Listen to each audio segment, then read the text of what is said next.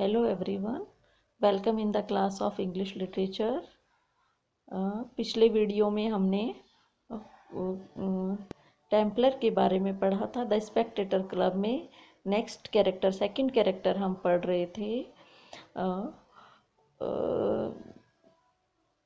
He is He is studying the passions themselves, when he should be inquiring into the debates among men which arise from them। तो इस gentleman को, जो कि उसके father ने force करके law की स्टडी के लिए भेज दिया। इसका इंटरेस्ट हालांकि लॉ में नहीं था, इसका इंटरेस्ट किस में था? लिटरेचर के फील्ड में।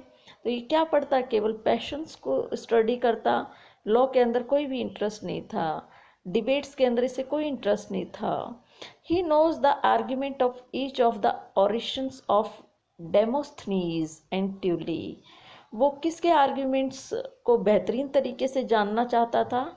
डेमोस्थनीज एंड ट्यूली, जो कि लिटरेचर के विद्वान हैं, इनमें इसका इंटरेस्ट था। But not one case in the reports of our own courts. लेकिन एक भी कोर्ट के जो केसेस थे उनके बारे में ये कुछ भी इंटरेस्ट नहीं लेता था, इनके बारे में उसे कुछ भी नहीं पता था। No one ever took him for a फूल।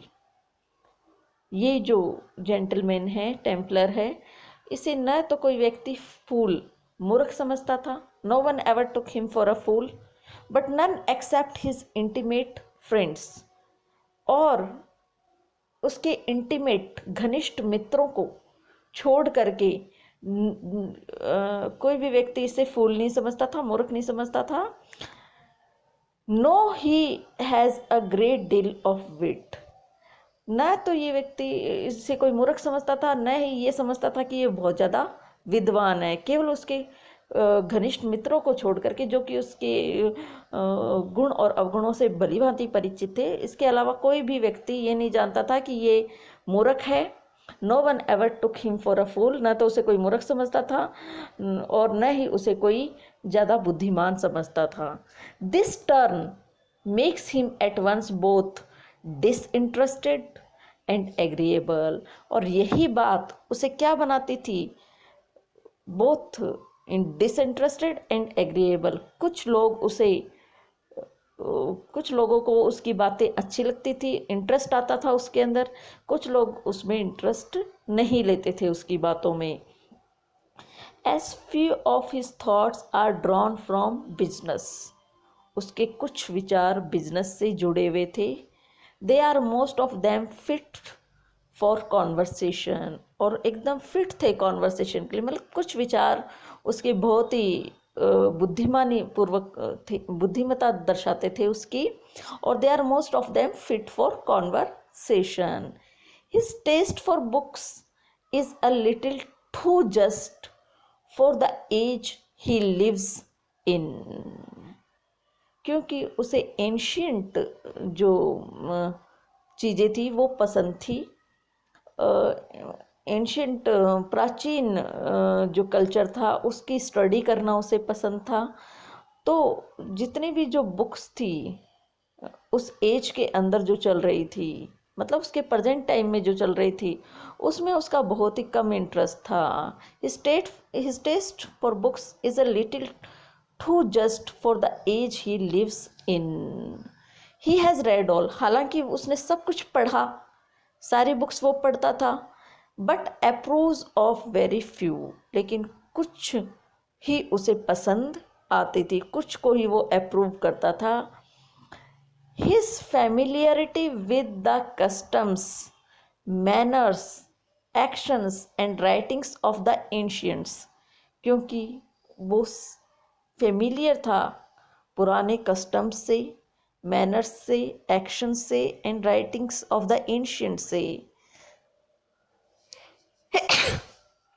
उसकी इस क्वालिटी ने क्या बना दिया था उसे? Makes him a very delicate observer of what occurs to him in the present world. उसे डेलिकेट ऑब्जर्वर बना दिया था। किसका? What occurs in the to him in the present world. उसने पास्ट को बहुत ही अच्छे से, पास्ट कस्टम्स को, एक्शंस को, राइटिंग्स को बहुत अच्छे से जाना, समझा, मैनर्स को समझा पास्ट के, और वो पास्ट और प्रेजेंट को कंपेयर करता था। तो वो एक डेलिकेट, बहुत ही माइन्यूट ऑब्जर्वर बन गया था, क्योंकि उसने पास्ट का अध्ययन किया तो प्रेजेंट को बेहतरीन तरीके से समझ पाता था और पास्ट वाले रूल्स को लागू करता था प्रेजेंट टाइम में, है ना। तो वो एक बहुत ही डेलिकेट माइन्यूट ऑब्जर्वर था। He is an excellent critic, और यही जो चीज़ है, उसकी लर्निंग ने उसे एक एक्सीलेंट क्रिटिक बना दिया था। क्रिटिक मतलब आलोचक। And the time of the play is his hour of business. खेलने के समय उसका काम का समय हुआ करता था, वो खेलने नहीं जाता था, उस टाइम को यूटिलाइज करता था काम करने में। Exactly at